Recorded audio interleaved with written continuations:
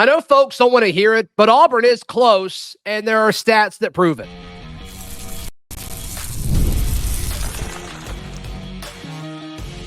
You are Locked On Auburn, your daily podcast on the Auburn Tigers. Part of the Locked On Podcast Network, your team every day. Yes, welcome on into Locked On Auburn, your daily Auburn Tigers podcast. I'm your host, Zach Blackerby, and thank you so much for making Locked On Auburn your first listen every single day. We're dapping it up with the Daryl Dappich, Montgomery radio legend, hanging out with us. And Daryl, there's been this talk, and it almost feels a little lame to say it.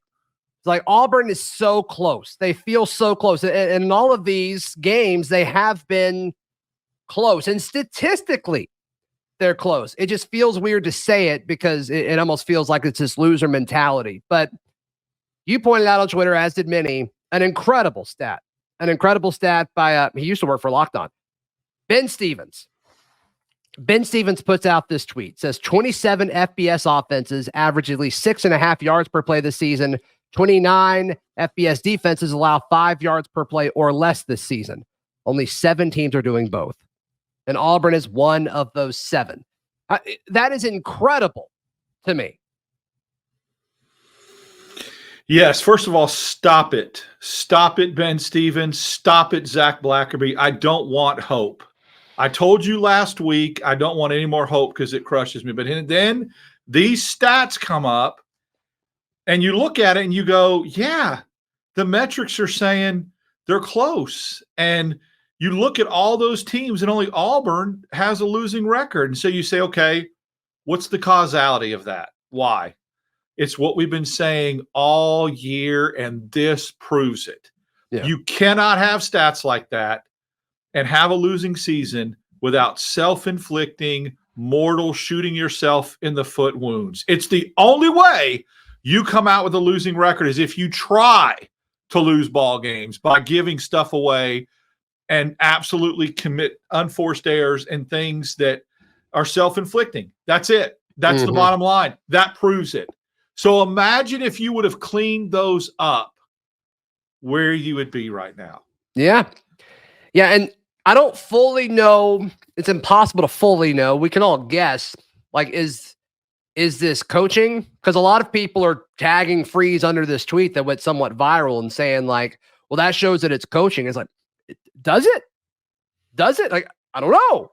I mean, to have a team, there's only 7, can't stress that enough, only 7 teams whose offenses are averaging 6.5 yards per play and defense is allowing 5 yards or less per play this season. I mean, I would think that those coaches are probably doing something right. I mean, Army's having an incredible, these are the 7, Army, Auburn, Indiana, Ohio State, Ole Miss, Penn State, and Texas. Well, we all know how good Sark is at Texas. Like, that doesn't scream bad coaching. Ole Miss, say what you want about the guy. Like, I don't know if Lane Kiffin's the best at building a program, but he's a good coach. Penn State, I know there's a bunch of different opinions on Penn State's head coach. That's fine, whatever. Ohio State has the best roster in the world, but like Ryan Day's not like, he's not a bum. He's not a bum. They went out and got one of the biggest offseason assistant coach hires when they poached Chip Kelly from UCLA. And then what are people saying about Indiana right now? I mean, they're saying that, you know, he's the hottest like potential coach in the coaching carousel entering the offseason. So, I mean, if you're stacking up Auburn to all these other teams, it's like, well, the coaching situations actually seem pretty decent there. So, like, is it coaching? Well, yeah, because 2 things can be true at one time. Ooh. Let me give you specific examples of that. No, Hugh Freeze isn't out there missing field goals. Hugh Freeze isn't out there throwing interceptions. He's not hitting dudes out of bounds to extend drives. Yep. Okay, but at what point, if you keep running out the same people that are making those mistakes, does it become coaching? So Sure. That's where it's kind of a, Percy Lewis keeps whiffing and keeps getting Thorne sacked. Hugh Freeze isn't lining up a left tackle, but he's running Percy Lewis out there time and time again. The younger guys, like Riddick over Keys, who's been making some big mistakes. Is Hank Brown supposed to be playing over Thorne, who made some mistakes early on? I mean, so that's where you could say, when McPherson went to Hugh Freeze at the beginning of the game and said, "Coach, 35 yards and in, I can kick. Then why do you run Towns Magoo out there?" I'm there with you. So these are the things that, he didn't drop the touchdown pass that Robert Lewis did. But why is Robert Lewis outside and not in the slot, and KLS or Cam Coleman outside in that spot and probably doesn't drop it? See what I'm saying? Those are the things that you could say both. Lewis shouldn't be playing outside when you got Cam Coleman and Keandre Lambert-Smith, period. Yeah. And I would rather Perry Thompson run that fade route, who we know is just good straight line, speed, 50-50 balls. He's good at that. Let him. So that Lewis needs to be inside. Throw the fade to the outside guys. Freeze didn't drop the ball, but Lewis was lined up outside. Those are 4 examples. Yeah, and just the overall, like, the first thing that came to my mind when I saw this stat by Ben Stevens was that, okay, wow, it's amazing that Auburn's offense is averaging that. And sure, that's the New Mexico game and the Alabama A&M game, like those are baked into that. Those certainly help. But to me, like, one thing stood out in my mind with this, and it was, yes, but not all plays are equal in a football game. I mean, you could do whatever you want within the 20s. You can have great offenses statistically, from as far as yards per game and total first downs and all of that, between the 20s. That's where they're failing. Yeah. And also, like, for can you put that back up again? Yeah, and like yards per play, like, that doesn't account when you fumble it, or when Sam Jackson, lines up in the Wildcat twice within the 6-yard line, and stuff like that. Like, that doesn't really, like, show up in something like this. But the issue with Auburn is not all plays are equal, and on the plays that are elevated, your third downs, your fourth downs, and snaps in the red zone, that's where they're struggling. So that's those 7 teams that you put up there.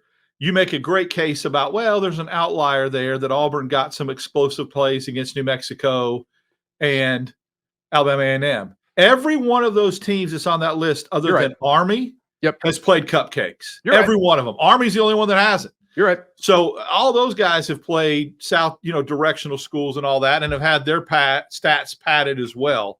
What you've just touched on is the difference. Besides the self-inflicting stuff, you can go up and down the field and get chunks of yardage between the 20. But when you can't pay it off inside the 20, you don't guess what you don't do? You don't score enough points. You kick field goals sometimes instead of touchdowns, and that's the difference in winning and losing. Yeah. Period. Yeah. So to all the folks that say Auburn's close and they feel kind of lame saying it, you're right. It stinks. Being close doesn't matter, but they are close. Yeah. They are close. So maybe that justifies some feelings. I don't know. All right. Hugh Freeze said that he's changing. He's making a change. He's going back to the old version of himself. I'm here for it. What's that mean? That's coming up right here on Locked on Auburn. Today's show is brought to you by our friends at Z-Biotics Pre-Alcohol. Daryl, can you imagine waking up hungover now, knowing that Z-Biotics Pre-Alcohol exists? If you're watching Auburn football, you better start taking it Friday night, Saturday afternoon, and getting prepared for it, especially for a Saturday night game, right? Yeah, that's right. Z-Biotics Pre-Alcohol Probiotic Drink is the world's first genetically engineered probiotic. It was invented by PhD scientists to tackle rough mornings after drinking. So when you drink alcohol, it gets converted into a toxic byproduct in the gut. It's this byproduct, not dehydration, that's to blame for your rough next day. So look, you drink the pre-alcohol for the best results. You drink pre-alcohol for your first drink of the evening. Take that for what it's worth. Step 2, you drink responsibly. And then step 3, you enjoy tomorrow. Go to zbiotics.com/lockedoncollege to learn more and to get 15% off your first order when you use code LOCKEDONCollege at checkout. ZBiotics is backed with a 100% money back guarantee. If you're unsatisfied for any reason, they'll refund your money, no questions asked. Remember to head to zbiotics.com/lockedoncollege and use code LOCKEDONCollege at checkout for 15% off. Today's show is also brought to you by our friends at Prize Picks. Prize Picks is the best way to play daily fantasy sports. So the way Prize Picks works, they've got over 10 million members, and all you do is you pick more or less, and you kind of you build out your team that way. We're going to do it real quick. These are all of Auburn's entries on Prize Picks right now. Daryl, would you say more or less for Cam Coleman receiving yards, 34.5, more or less? I'd say more. More. Yeah. Longest reception for Cam Coleman, 19.5, more or less? More. This one is interesting. Jarquez Hunter, more or less, 69.5 rushing yards against a stout Kentucky defensive front. Barely by one. He's going to get 70, baby. Okay. And then last one, Peyton Thorne, more or less 180.5 passing yards. He's going for 225, and if he doesn't, Auburn ain't winning the game. Yeah, there we go. Go. So yeah, you can win up to 100 times your money on Prize Picks with as little as 4 correct picks. So if Daryl got all 4 of those picks correct, he could. There's a chance he could 100 times his money. So check all of that out at Prize Picks. Download the app today. Use code LOCKEDONCollege. You get $50 instantly after you play your first lineup. Prize Picks, run your game. Thank you so much for making Locked On Auburn your first listen every single day. So Hugh Freeze comes out. Several folks picked up the quote because it's electric, saying, hey, I'm going back. I'm going to be me. I'm going to be me, Daryl. And there's a little bit of discussion of what exactly does that mean? Is he talking about play calling? Is he talking about how he's going to build a program? Is he talking about how he's coaching specific players? And personally, I love your take on it. Well, first of all, we have heard from very, very reliable sources that Hugh Freeze started having some private conversations with people he trusts in and around the football facility, that he can't do it anymore. He has to go back to being who he is as a coach. And that translates to coaching kids hard, period. Okay. He's got to coach kids hard, which that tells me that he is admitting that he probably held back so far this year and did some things with kid gloves. This right here is the biggest indication about what we talked about a few weeks ago. It is so apparent why I would say, why is he absolutely all over Peyton Thorne? Yeah. And when some of these young kids make mistakes, not saying a word, he's not being consistent. Well, my theory on that is he knew Peyton Thorne wasn't going anywhere. Where's Peyton Thorne going? He's a senior. And I'll be honest, sell insurance or something. Exactly. I mean, where's he going? He's not in danger of losing Peyton Thorne. But if you scream at Cam Coleman, Jeremiah Cobb, Mike O'Reilly, DeMarcus Riddick, they could leave you. They could leave. Yeah. And so I feel like that is why he was being selective in who he chewed and who he didn't. But now he said with his own words, I have to be me. If somebody leaves me, he said me, not Auburn, which was a little bit strange to me. If somebody leaves me because they can't handle hard coaching, they're not going to be helpful to us down the line anyway.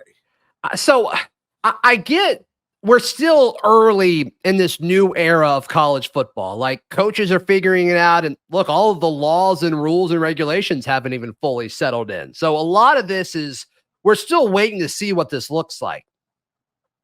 But if you're a head coach, I understand Auburn is in a different spot than some other rosters, specifically in the SEC, where there was almost this desperation to oh my goodness, we really got to beef this roster up from a talent point of view. Totally get it.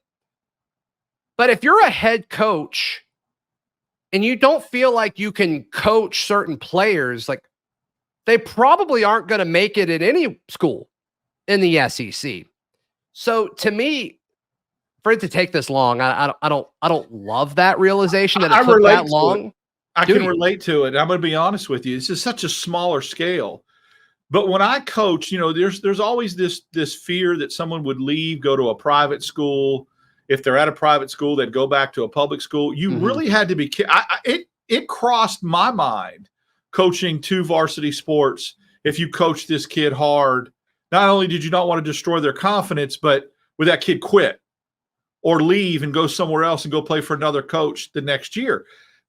College football coaches never had to worry about that. NFL coaches don't, because they're under contract. Sure. This is why it's so toxic, and I hate it.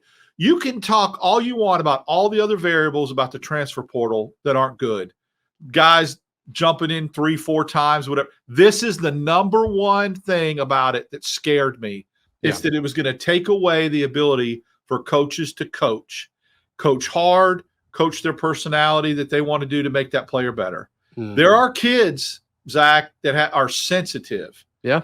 And do not like to get coached hard, and they pout and they cry and they quit and they transfer. That's going to happen. I'm just telling Auburn fans right now, be prepared. Yeah. If this is true and Hugh Freeze has gone to this style of coaching, because we've heard already at practice that he has. The last 3 practices have been different than previous practices with his intensity and getting on folks. If this happens, you can't have both. You can't have your cake and eat it too. You can't be as excited as an Auburn fan and say, yeah, Hugh Freeze is finally, changing up, being who he is. Okay, and I'm for that, but with that's going to come some dudes leaving. It just is. Because there's some softness that doesn't get exposed until adversity, until you get. Now, I also do believe, Zach, and I want to get your opinion on this, as a head coach, it is your responsibility to have an intuitive feeling, if you've coached for a long time, about what kids you could chew and what kids you need to pat on the rear end and give some encouragement to. Well, hasn't that always been the case, though? I mean, that happened before. Yeah, I mean, that happened before the portal. The stakes might be a little bit higher now, but that's part of it, is not just being a coach, but being a manager or a leader. Absolutely. I mean, you being run a parent, being a parent, being a parent. Yeah. I mean, I talked to one of my kids way different than the other for sure. I do too. Yeah, I'm sure. But I mean, you run a business. You don't talk to all of your employees the same way. I do There's not. no way. There's no way. Yeah. So yeah, to me, I don't know. Like, I don't think this is anything new. And I love the transparency that Hugh Freeze brings. I love it. But this is also just one of those things with, like, do we need this? Like, did this need to be out there? I don't know. I'm never going to critique a coach for being open and transparent. But to me, it's like, that's awesome. I hope it works. You know why it's out there, don't you? You know why he made it public. Give me your best guess as to why he made it public. Messaging. I understand we're in a bad spot. I'm making a change. Remember when Nick Saban used to do how he'd use the media to get a message to his team and to sometimes fans and alumni? Hugh Freeze is making a statement to people that are future recruits that are coming in, and to the fan base. This is what you're going to get. And it's a little bit of a message. It's a little bit of a hint. Yeah. I feel like, and I please, Lord, why are you giving me hope and getting this back in my brain? Mm-hmm. I feel like this approach is going to translate. I don't know about results. Yeah. But I would say you will see differences in execution, concentration, performance when Auburn takes the field against Kentucky Saturday. Yeah. I think it's going to have an impact. Is it going to be enough? Are they still going to find a way to blow something stupid? I mean, they're coming up with all kind of different ways, but I think you're going to see a little different type edginess and sharpness and concentration to Auburn Saturday than you've seen before, and hopefully it'll be enough. Yeah. Yeah. Can they get it done tomorrow up in Lexington? We take a stab at some of these predictions in just a moment, right here on Locked On Auburn. Daryl, today's show is brought to you by our friends at FanDuel. FanDuel's America's #1 sports book. We won't give our picks against the spread quite yet, but Auburn, a 2.5-point dog. They're getting 2.5 points, according to our friends at FanDuel. That over-under is 41.5 over at FanDuel. Hey, you can get started with $200 in bonus bets guaranteed when you place that first $5 bet. All of that is over at FanDuel.com. That is America's #1 sports book. Daryl, today's show is also brought to you by our friends at Home Field Apparel. You've been buying Home Field Apparel. I've been buying Home Field Apparel long before they partnered with this show. Their gear, their swag is so comfortable. So comfortable, in fact, I barely get to wear the shirts because my wife takes them all. I mean, talk about this product. You've bought several colleges that are represented through Home Field Apparel. It's a retro kind of throwback type thing. Yeah, it's right. The Auburn baby blue baseball jersey is my favorite thing. Perfect. There's an Arizona national championship T-shirt from 1997 that I wear a lot. Of course there is. I have a Pitt 1976 national championship shirt that I wear with the old Pitt logo last time they won a national. I just like that kind of stuff, and I love throwback stuff. So, yeah, and it's so comfortable. Mm-hmm. And let me just say this. I don't mind sharing. They got big boy sizes. Some of these places, Zach, you get this kind of stuff, and they stop at a certain size. Sure, that's a great point. And big and tall gets left out, and Home Field Apparel does not do that. You can get big and tall sizes. Yeah, that's a great point. So, yeah, head over to homefieldapparel.com and use promo code WAREAGLE24 over at homefieldapparel.com, promo code WAREAGLE24. All right, Daryl, this is the last time you and I will chat before we go live after Auburn takes on Kentucky in Lexington. I want Auburn to win this game so bad. And Daryl, they can.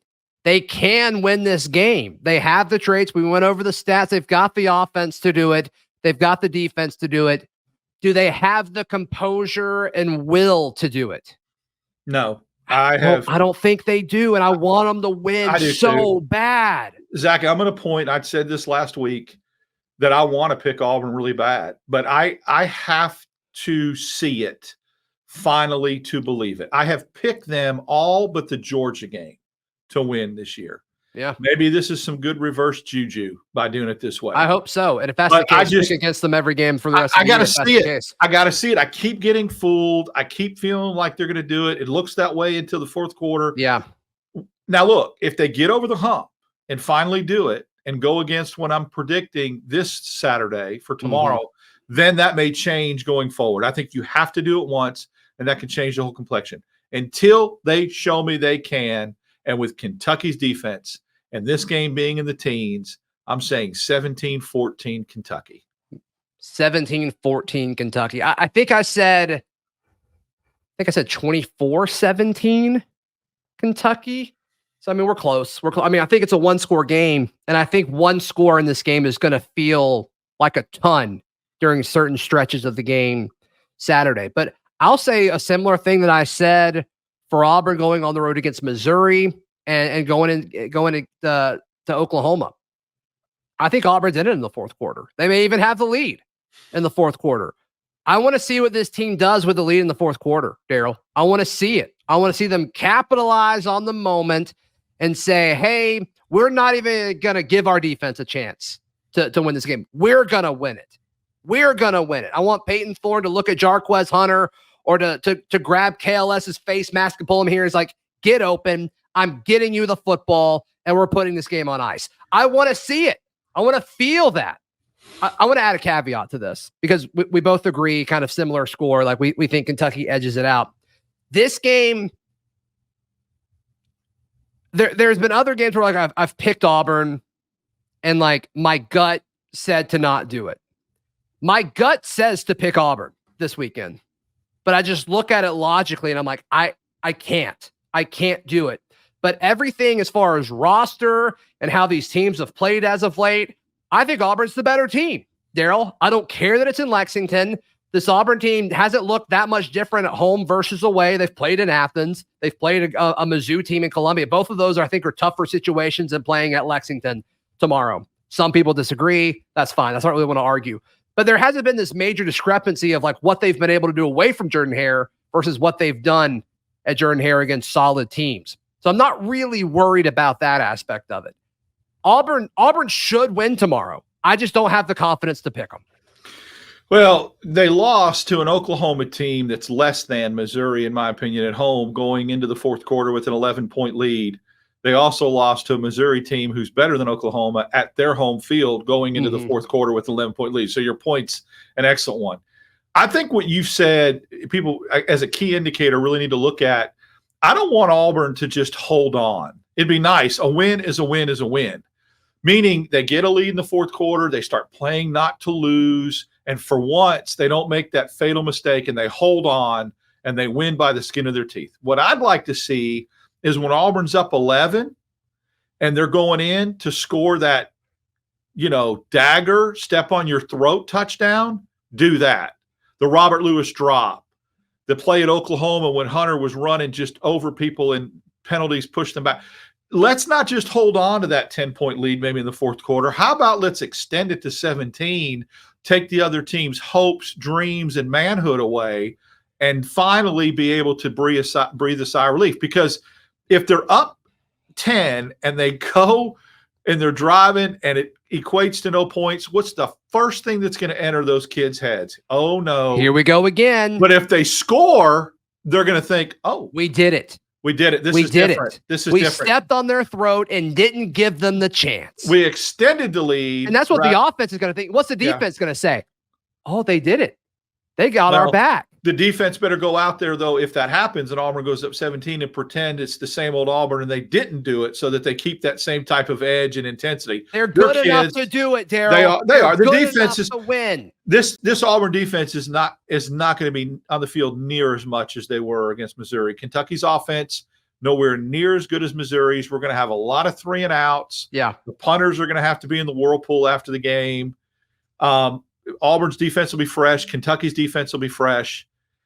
A defensive touchdown could completely change the complexion of the game. And for the love of God, it would change the season. Auburn is due for one. Let's just put it that way. They are due for one, a pick six, a strip sack stumble.